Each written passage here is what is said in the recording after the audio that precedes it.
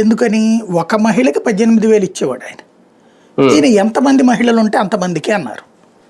అది చేయలేదు కదా వీళ్ళు. ఆ లెక్కన 2 కోట్ల మంది అవుతారని చెప్పాడు అతను. 2 కోట్లు ఇంటూ 1500, అందులో ఏంటి పేద మహిళలని కూడా అనలా, అందరు మహిళలు అన్నారు. 2 కోట్ల 10 లక్షల మంది ఉంటారు మహిళలు, 18 ఏళ్ళు దాటిన వాళ్ళు, 60 ఏళ్ల లోపు ఉన్నటువంటి వాళ్ళు. 2 కోట్లు ఇంటూ 1500 రూపాయలు అంటే ఎంత అయిపోయింది అక్కడ? 3,000 కోట్లు నెలకి, ఏడాదికి 3,600 కోట్ల రూపాయలు. ఎక్కడి నుంచి వస్తాయి డబ్బులు?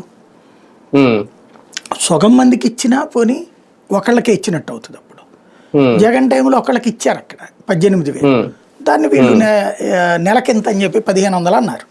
అది ఎంతమంది ఉంటే అంతమంది ఉన్నారు, అది పక్కన పెట్టేశారు కదా. జగన్ చేయలేనన్నాడు, వీళ్ళు చేయలేకపోతున్నారు కదా. అంటే దాన్ని P4 కి అనుసంధానం చేస్తున్నారు. దాని మీద ఏమైనా క్లారిటీ ఇస్తారేమో. ఏముంది, అందులో కూడా 10 లక్షల మంది అవుతున్నారు కదా. పోనీ అంత చేసినా కూడా 2 కోట్ల మందికి 10 లక్షలకి సంబంధం ఎక్కడుంది అప్పుడు? ఇంకోటి అది కూడా ప్రతి నెల 1,500 వాళ్ళు ఎందుకు ఇస్తారు బేసిక్గా? కాబట్టి దాన్ని దీన్ని అది కవర్ చేసుకునేటటువంటి మాట.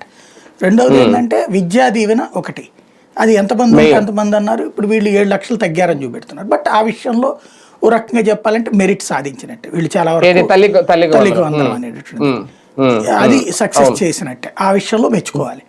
అదే సమయంలో పెన్షన్ 4,000 వల్ల కాదని చెప్పాడు జగన్మోహన్ రెడ్డి. 3,500 రూపాయలు చేద్దాం, అది కూడా చివరి 2 ఏళ్ళు అన్నాడు. వీళ్ళు 4,000 అన్నటువంటిది అది నిరూపించి చేస్తున్నారు, అది అభినందించాలి వీళ్ళని.